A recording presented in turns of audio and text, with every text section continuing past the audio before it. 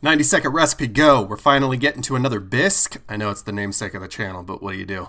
This is an asparagus bisque. Asparagus was on sale. We're going to start with the holy trinity. You dice up an onion, a green pepper, and about 3 stalks of celery. We're going to blend all this, so I didn't really worry about my cuts and just kind of finely chopped it and diced it as well as I could. It didn't really matter.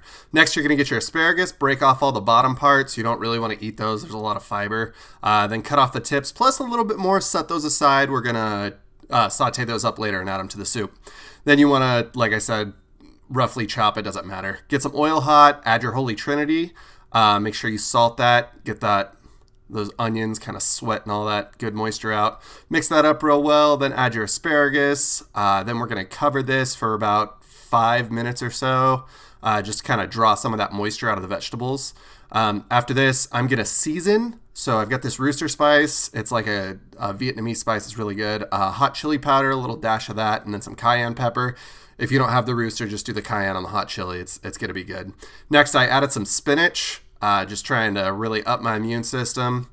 Mix that all up real well. Once it starts sweating, you can see that natural liquid. Add some not chicken stock and 3 cups of water. Bring it back to a boil. Add a can of coconut milk. Blend that up really nice. Then you just want to saute your tips in some oil. Add that to the soup. There you have it. I garnished with hot chili oil. Enjoy.